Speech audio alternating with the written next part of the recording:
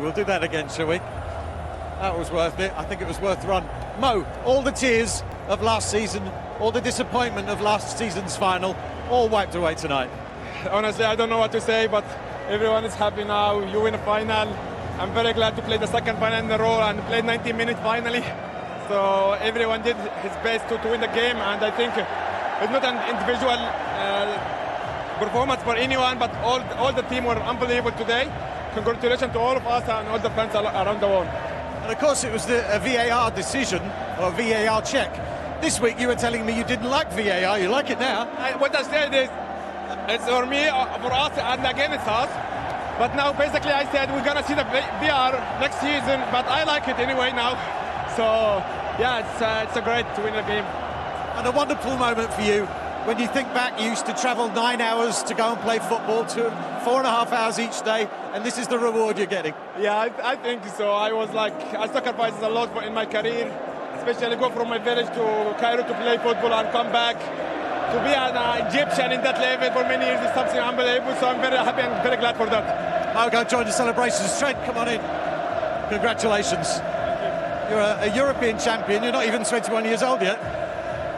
It's hard to even put into words what's just happened and the celebrations that are going to happen tonight. I think the season we've had, we've deserved it more than any other team, and I think the run that we've had, we've beat everyone in our path, and we've done something special again tonight. And obviously, an early goal and a late goal has finished them off, and we've probably been dominated through the main part of the game, but we've shown we're a world-class side and we can win anyway.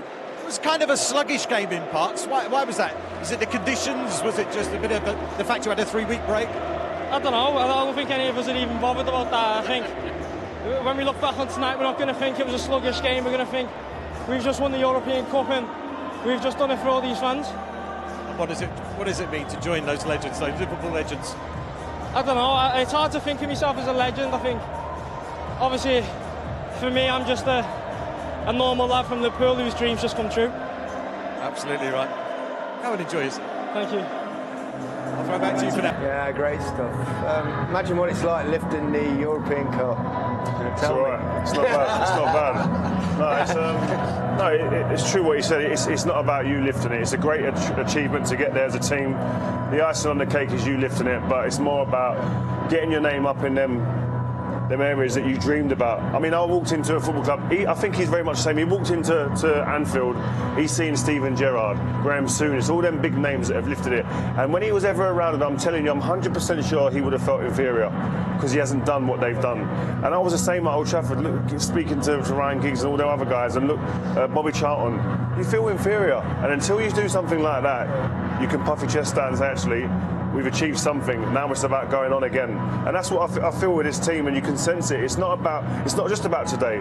It's about what this now pushes them on to do, and that's the scary thing for other teams, because I think this team will improve, and I think they'll get stronger from this. Let's remind ourselves how it happened this evening. Happened very quickly for Liverpool, didn't it? A decision in the first minute to give them a penalty.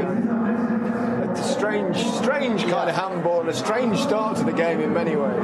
Yeah, it was. It was a stunning start to the game for Liverpool, of course. And really very avoidable from a Tottenham point of view. And I know people will say, some people will think it was a pen, some people think it wasn't.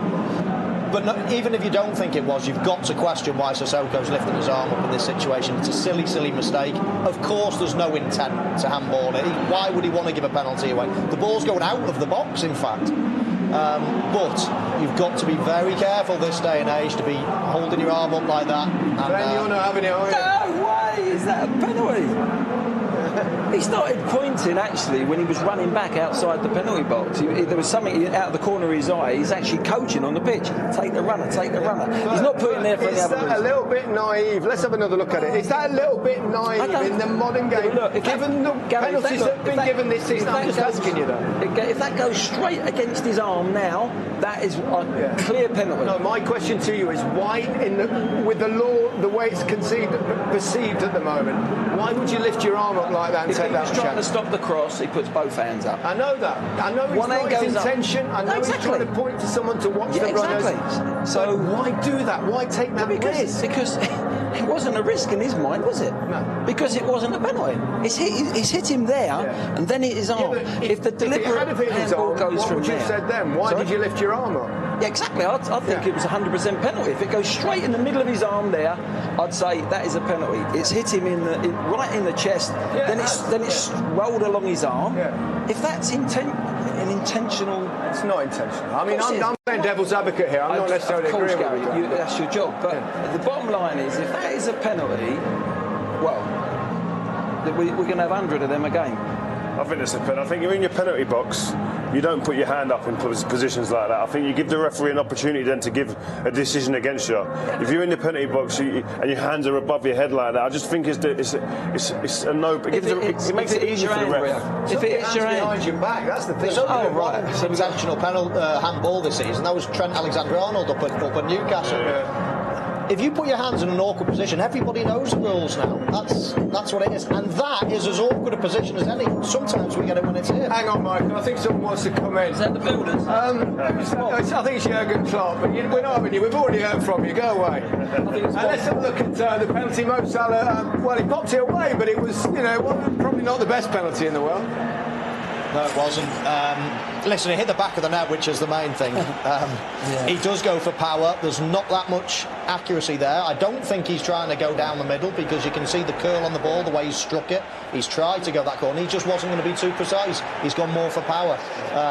Thankfully, it's gone in. But as you say, it wasn't the greatest of pens. I think it was about 20 minutes to go, and Tottenham were well on top. And I think you said, you know what's going to happen, Tottenham are threatening here, but they don't look like scoring, and Liverpool are going to get another. And so they did, and it was Divock Origi who scored not many goals this season, but they've been really crucial ones. That's their Dyer's header there, is it? Dyer's header could have gone wide.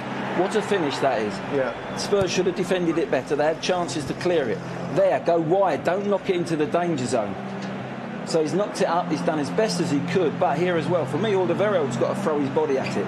But what a good finish. Look what Alderweireld does there, Glenn. Look at his arms. Exactly. But he's got to be throwing his body at it, Michael. Look at that. How do you expect defenders to keep your balance and put their arms? They shouldn't be having to put their arms. How many times did you put your arms behind your back? That's what they're going to have to start doing. Well, this is ridiculous, because I don't disagree with you. We're going to have to teach young kids to defend with their arms behind their back. I agree.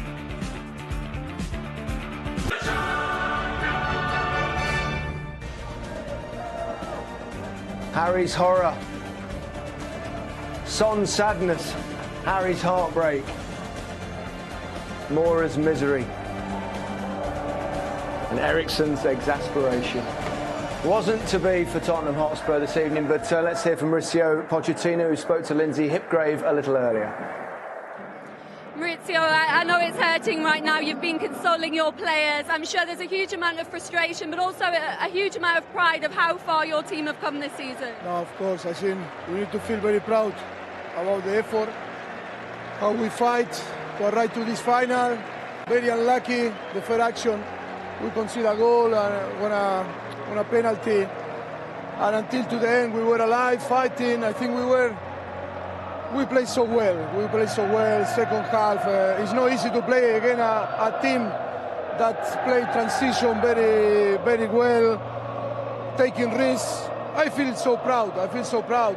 Nothing to say. A little bit unlucky. I start a final, the Champions League 1-0 from the start. It's a tough situation. Change complete the plans, and I think we try. We feel very proud of this player, our fans. I think for first time to be in the Champions League final is about to be optimistic for the future. After all the planning and preparation, how tough is it for you as a manager to find yourselves behind so early in the game to that handball decision? That is a circumstance that we cannot manage, and it's difficult to prepare. You never believe that after 1 minute you are going to be 1-0 down, and a situation that not only change the plan, if not change the dynamic, the emotional game, mental, very tough. It's a psychological that increase the level of the opponent, and of course for you it's so tough. It's about to learn. It's about to live the experience. Look, Liverpool last year was in our position today, and today they are in a position that was Real Madrid. Only I am so happy and so pleased to manage this group of players. But congratulate to Liverpool, because I think they were a fantastic. They had a fantastic season. And you've shown you're here to stay at this level of football. You set the standard now. Yes, the standards are so high. But wasn't enough today. That is a little bit a shame. When you live this experience, you want to be again, and you want to repeat. It's the best situation on the best game on the world after the World Cup. I think it's fantastic to be there. Hope that we can repeat in the future. And will you be there to lead Tottenham, to try and lead them to another Champions League final next season? Always, it's about to try, it's about to believe, it's to build the journey. Hope that happen again as soon as possible. Thank you, Maurizio. He's a gentleman, there's no question about that. And his side did perform in the second half. They had a real go, and if anyone looked likely to score in the second half, it was Tottenham. They had their chances. He should be proud with the way they played, and he's rightly said that. But tactically, they're on top for a lot of it. Of course, they're the better side, there's no doubt about it. But it didn't happen for them. But what was good, going down so early in the game, look, this was their chance. If Kane makes the right move, he's gone in front. I don't know why he's made that run across the front there. If he goes in, he killed it off. But look, this is them playing. This is the best part of the game. You know, this was them really getting on the front foot, and you felt then if they could have scored in this period of time, I think they'd have gone on and won it. That's how close it was. And but the way they played and reacted to the early goal, for me, that calmness about them, they just kept playing. 62% possession. Yeah, and they had shots on goal. There was 7 or 8 saves from Alisson. And only one for Lloris. And at the end of the day, that's a great chance, that is. Yeah. There's a good save. It might have been in the post, but they were certainly the team that had the intent to win the goal and get the goal and maybe win the game. They were on the front foot right through the second half. It was a little bit like I said before the game, actually. Alisson's saves were all saves that you expect him to make. Yeah. But he's not one of those goalkeepers that makes outrageous saves. His positional sense, where he is on his line, everything about him is just top class. He rarely makes mistakes. He's calm. He's huge as well. He's such a big fella that he doesn't hardly need to make big dives. It's I think Glenn said it earlier, the big difference between Champions League finals of the last 2 seasons is Liverpool have had a top goalkeeper. Yeah, big difference. Well, obviously, especially what happened in the final 12 months ago. Pochettino, you see him staying at Spurs. Big clubs will get interested at some point. Yeah, I'm sure. I see him staying there. I think he sees a project there. I think that the last 2 transfer windows, he hasn't had money to spend, and if he's got the confidence in the board that he's going to have some money to spend in these next windows coming up, then that's a great incentive, I think, for him to stay. Well, we're not letting you go to bed just yet. Well, you can if you want, but we're going to have one more breather. Rio, not Premier League and the Champions League. Oh, it's been phenomenal, and I think obviously the 2 outstanding teams from our perspective, Man City and Liverpool. Liverpool, I mean, we said it before, if they were to go this season and had not got their hands on this trophy, it would have been devastation for the city of Liverpool, for all connected to this football club. Pleased for them? I think they deserve it, if anything. I think they deserve it. For what they've done, listen, the consistency. Great answer, that. Can I answer it, please? Can I answer the question, please? That's what we want you to do, yeah. But the consistency, the drive, the spirit, the character that they've showed throughout this season, they do deserve to win this trophy. Yeah. And the massive moment was Barcelona. Oh. To come back from 3-0, as Glenn said earlier, with Messi on their team and the way that their game went in Barcelona, to come back and for Anfield to create the atmosphere it did and the emotion, and to win it 4-0 like that, that was almost a point when they won this.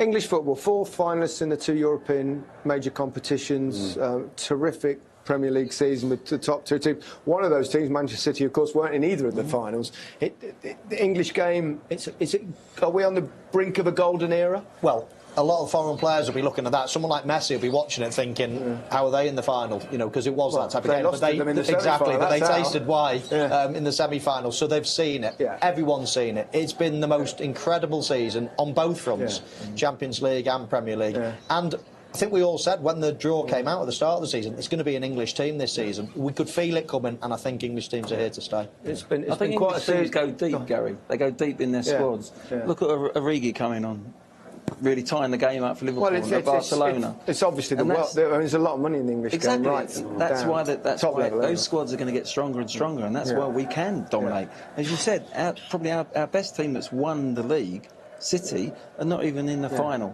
So what a good position we're in at the moment. I think it's the substitutions and the game changers that we've got in our teams that are massive pluses against the European sides. Are we at period of dominance, do you think? I mean, obviously we've gone through the Spain period, and it does it's quite cyclical often. I think you just look at Bayern Munich, you look at Barcelona, and you look at Real Madrid, who are normally the contenders late on in this tournament. Every one of them 3 teams are in transition. Yeah. And the Man Cities and the Liverpools and are teams that are really on the crest of a wave. Who look hungry, they look like they're primed up now to go and continue success. So I think it's a 2 or 3 year cycle now for the English teams to really go deep and get to the finals and win these. I know this is hard to believe, but we've run out of time. I know we haven't had long. I know. Really? Glenn, thank you very much. Michael, Rio, as ever.